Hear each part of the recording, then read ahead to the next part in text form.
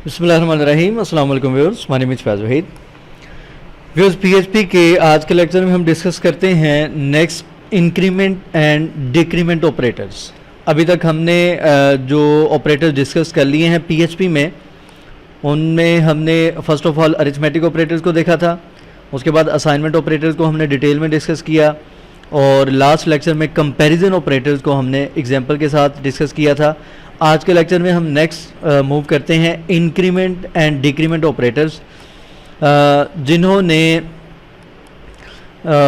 Loops का concept पढ़ा होगा तो उसमें फॉर लूप में आप अक्सर कोई भी वेरिएबल को उसको इंक्रीमेंट या डिक्रीमेंट करते हैं। सिंपल अगर मैं अल्फाज में आपको इसका कॉन्सेप्ट बताऊं तो ये है, इंक्रीमेंट से मुराद ये है कि किसी भी वेरिएबल की वैल्यू में या किसी भी वैल्यू को एक इंक्रीमेंट कर देना। फॉर एग्जांपल मेरे पास x में एक वैल्यू है 10, हमने उसको इंक्रीमेंट कर दिया बाय 1, वो 11 हो जाएगा। ठीक है, डिक्रीमेंट कर दिया 10 से वो 9 हो जाएगा। तो ये इंक्रीमेंट और डिक्रीमेंट ऑपरेटर इसके लिए यूज़ किए जाते हैं, जो कि उसको बाय 1 इंक्रीमेंट कर देते हैं या बाय 1 डिक्रीमेंट कर देते हैं।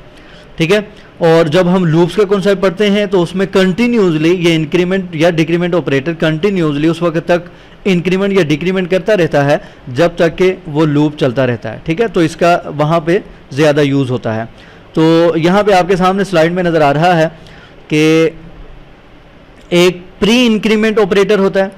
प्री इंक्रीमेंट से मुराद ये है कि वेरिएबल से पहले आपको यहाँ पे 2 टाइम प्लस का ऑपरेटर नज़र आ रहा है। ठीक है, ये क्या करेगा, इंक्रीमेंट बाय 1, ये वेरिएबल में पहले इंक्रीमेंट कर देगा, देन रिटर्न वेरिएबल, तो फिर हमें आंसर देगा। ठीक है, वेरिएबल में पहले इंक्रीमेंट करेगा फिर आंसर देगा। अच्छा, सेकंड है पोस्ट इंक्रीमेंट। इसमें प्लस प्लस का जो साइन है वो वेरिएबल के बाद में यूज किया गया है। इससे मुराद ये है कि पहले हमें इस वेरिएबल का रिजल्ट मिल जाएगा, हमें वैल्यू रिटर्न हो जाएगी, उसके बाद इसको इंक्रीमेंट बाय 1 किया जाएगा। ठीक है, ये देखें, returns A then increment A bye 1, पहले हमें रिटर्न कर दिया जाएगा वेरिएबल, उसके बाद उसको इंक्रीमेंट कर दिया जाएगा। उसके बाद सेम इसी तरीके से प्री डिक्रीमेंट है, इसमें माइनस माइनस का साइन पहले यूज किया गया है। इसमें क्या होगा, वेरिएबल से डिक्रीमेंट कर दिया जाएगा 1 को और फिर हमें रिटर्न किया जाएगा वेरिएबल। और पोस्ट डिक्रीमेंट में क्या है, इसमें माइनस माइनस का साइन बाद में यूज किया जा रहा है। तो इसमें हमें पहले वेरिएबल रिटर्न हो जाएगा, उसके बाद हमें जो डिक्रीमेंट उसमें 1 किया जाएगा यानी कि 10 से 9 किया जाएगा, वो बाद में हमें उसका रिजल्ट मिलेगा। इसको हम एग्जांपल के साथ देखते हैं तो इंशाल्लाह आपको यहाँ पे समझ आ जाएगी। ये मेरे पास increment.php के नाम से एक मैंने फाइल क्रिएट की है, और यहाँ पे आपको पता है कि PHP का स्क्रिप्ट राइट करने के लिए हम यहाँ पे PHP का ये टैग यूज़ करते हैं, और XAMPP भी मैंने यहाँ पे स्टार्ट किया हुआ है क्योंकि सर्वर के थ्रू ही हम PHP का जो स्क्रिप्ट है उसको एक्सेस कर सकते हैं। तो यहाँ पे मैं एक वेरिएबल लेता हूँ, for example A he variable ले लेते हैं। ठीक है, ए एक वेरिएबल लिया और उसमें मैंने वैल्यू स्टोर करवा दी 10। ठीक है, एक वेरिएबल में हमने वैल्यू स्टोर 10 करवा दी है। अब हम क्या करते हैं, इसको इंक्रीमेंट करके देखते हैं। सबसे पहले हम इसको प्री इंक्रीमेंट फिर पोस्ट इंक्रीमेंट दोनों देखते हैं, उसके बाद डिक्रीमेंट की तरफ चलते हैं। मैं यहाँ पे इको करवाता हूँ और यहाँ पे मैं राइट करता हूँ वैल्यू शुड बी या output should be, output should be यानी कि आउटपुट होनी चाहिए, क्या होनी चाहिए, इसके साथ हम कंकैटिनेट करते हैं वेरिएबल को। प्री इंक्रीमेंट में इसको कर रहा हूं तो इसका मतलब यह है कि पहले मैं प्लस प्लस का साइन यूज करूंगा, उसके बाद मैं वेरिएबल का नेम राइट करूंगा। ठीक है, ये हमने प्री इंक्रीमेंट किया है। अब क्या होगा, पहले 10 में एक इंक्रीमेंट किया जाएगा यानी कि उसको 11 किया जाएगा, उसके बाद हमें आउटपुट इसकी स्क्रीन पे नजर आएगी। इसको हम यहाँ पे चेक करते हैं, इसको रिफ्रेश करें यहाँ पे, तो आप देख सकते हैं कि यहाँ पे हमारे पास आंसर आएगा 11। इसको इतना वेट तो नहीं करवाना चाहिए, चलें। ठीक है, यहाँ पे मेरे पास आउटपुट क्या है, आउटपुट शुड भी यहाँ पे 11 आंसर है। वेरिएबल ए जो था उसमें हमारे पास यहाँ पे मैंने 10 उसमें वैल्यू यहाँ पे स्टोर करवाई है। तो ये जो इंक्रीमेंट प्री इंक्रीमेंट का ऑपरेटर है, इसने क्या किया है, उस 10 को 11 किया है, 11 करने के बाद आपके सामने यहाँ पे आउटपुट शो करवाई है। अब हम क्या करते हैं, हम पोस्ट इंक्रीमेंट यूज़ करके देखते हैं। इसी को मैं यहाँ से कॉपी करता हूँ यहाँ पे पेस्ट करते हैं। अब प्लस प्लस का जो साइन है उसको मैं यहाँ पे राइट भी करना था, आउटपुट शुड बी 11।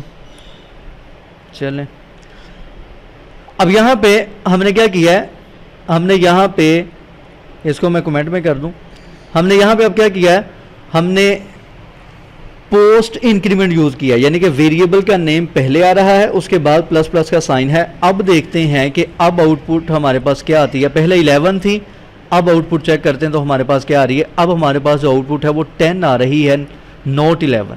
ठीक है, अभी वेरिएबल की वैल्यू यहाँ पे 10 आई, 10 आने के बाद हमें रिटर्न 10 किया गया, उसके बाद इसको इंक्रीमेंट किया गया।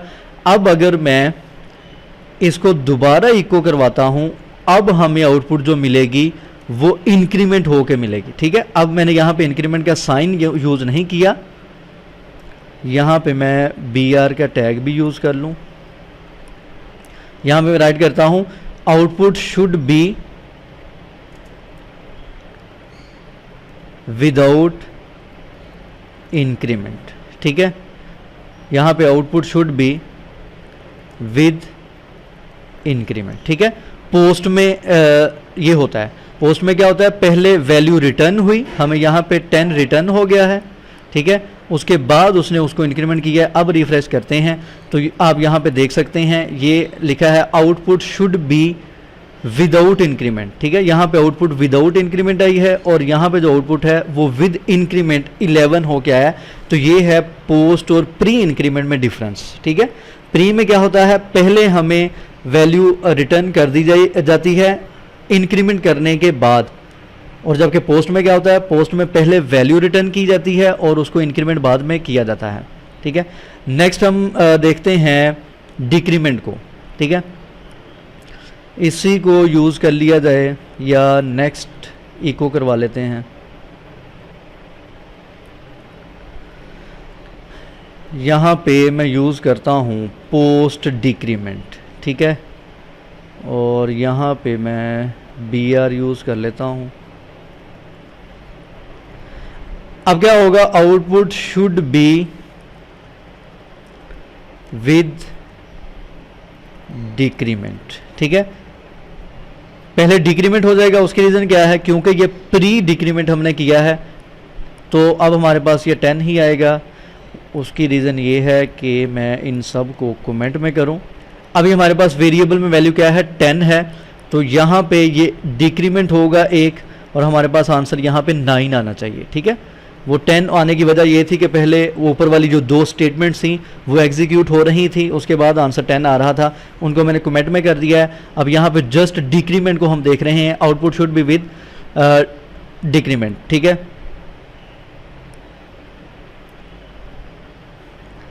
वन डिक्रीमेंट, ये एक डिक्रीमेंट हो गया, हमारे पास आंसर आ रहा है। ठीक है, अब मैं इसको यूज करता हूं प्री की बजाय, मैं इसको पोस्ट डिक्रीमेंट करता हूं। अब हमारे पास आंसर देखिएगा क्या आएगा, अब आंसर आएगा विदाउट डिक्रीमेंट। ठीक है, वेरिएबल में क्या पड़ा है, 10 पड़ा है, तो आपको यहाँ पे आंसर भी 10 ही नजर आएगा। क्यों, क्योंकि पोस्ट में पहले वेरिएबल की वैल्यू रिटर्न होती है, डिक्रीमेंट उसको नेक्स्ट स्टेप में किया जाता है।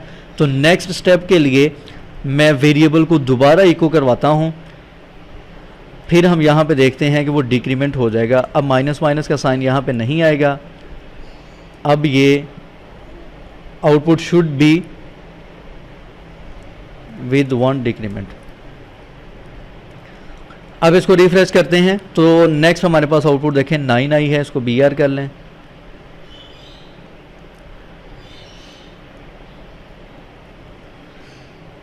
इसको सेव करें, रिफ्रेश करें। ठीक है, अब देखें यहाँ पे पहले वैल्यू रिटर्न हुई है, उसके बाद वेरिएबल की जो वैल्यू है उसको एक डिक्रीमेंट किया गया है। तो ये डिफरेंस है पोस्ट डिक्रीमेंट में और प्री डिक्रीमेंट में। इसी तरीके से प्री इंक्रीमेंट है और पोस्ट इंक्रीमेंट है। होप सो आपको समझ आ गई होगी। किसी भी किस्म की कोई भी कन्फ्यूजन हो, अगर समझ किसी भी पॉइंट की ना आई हो तो आप पूछ सकते हैं। अपना फीडबैक लाजमी दिया करें और यूट्यूब के चैनल जिन्होंने अभी तक सब्सक्राइब नहीं किया सब्सक्राइब करें। दुआ में खुसूस याद रखा करें। अल्लाह हाफ़िज़।